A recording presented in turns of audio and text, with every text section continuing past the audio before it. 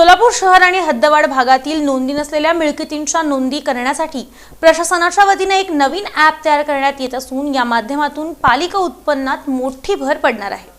सोलापूर महानगरपालिकेच्या कर आकारणी आणि कर संकलन विभागातील अनेक वादग्रस्त प्रकरणंही पुढे येत असून एकूणच अनागोंदी कारभाराबद्दल मोठा प्रश्नचिन्ह निर्माण झाला असल्याचं वृत्त इन सोलापूर न्यूज चॅनलनं प्रसारित केलं होतं। विशेष म्हणजे शहर आणि हद्दवाढ भागात मोठ्या प्रमाणावर मिळकती असताना अनेक मिळकतींच्या नोंदीच पालिका प्रशासनाकडे नसून या मिळकतींच्या वसुलीचा धक्कादायक प्रकार देखील सुरू असल्याचंही निदर्शनास आणलं होतं। यामुळे प्रशासनात मोठी खळबळ उडाली होती। दरम्यान प्रशासनाच्या वतीनं या संदर्भात मोठं पाऊल उचललं असून ज्या मिळकतींची नोंदी पालिकेकडे नाहीत त्याच्या नोंदी करण्यासाठी विशेष ॲपची निर्मिती करण्यात येत असून या माध्यमातून विशेष सर्वे करून अर्थात संबंधित मिळकतीची मोजणी करून लागलीच त्या माध्यमातून त्या मिळकतीचं बिल तयार करण्यात येणार आहे। अत्याधुनिक अशा या ॲप संदर्भात कर्मचारी वर्गाला खास प्रशिक्षण देण्यात येणार आहे। या ॲपच्या माध्यमातून पालिकेच्या उत्पन्नात मोठ्या प्रमाणात भर पडण्यास मदत होणार आहे। दरम्यान शहरात 1,02,861 मिळकती असून हद्दवाढ भागात 1,62,491 अशा एकूण 2,65,352 मिळकती आहेत। यंदाच्या वर्षी कर आकारणी आणि कर संकलन विभागाला 311 कोटी रुपयांच्या वसुलीचं उद्दिष्ट देण्यात आलं असून आतापर्यंत 111 कोटी रुपयांची वसुली झाली आहे। आर्थिक वर्ष संपवण्यासाठी केवळ 3.5 महिने शिल्लक राहिले असून या कालावधीत दिलेलं उद्दिष्ट गाठणं अवघड आहे। या पार्श्वभूमीवर 9 पथकांची नेमणूक करण्यात आली असून जप्ती तसंच अन्य धडक कारवाई या माध्यमातून करण्यात येणार आहे। दरम्यान 14 डिसेंबर रोजी लोक अदालतीचं आयोजन करण्यात आलं आहे। यात खुल्या प्लॉट धारकांना शास्तीमध्ये 50% सूट देण्यात येणार आहे। तसंच ज्यांच्या प्लॉटच्या नोंदी नाहीत त्यांनीही पालिकेकडे नोंदी करून आणि कर भरून आपल्यावरील कारवाई टाळावी आणि या संधीचा लाभ घ्यावा असं आवाहन पालिका प्रशासनाच्या वतीनं करण्यात आलं आहे।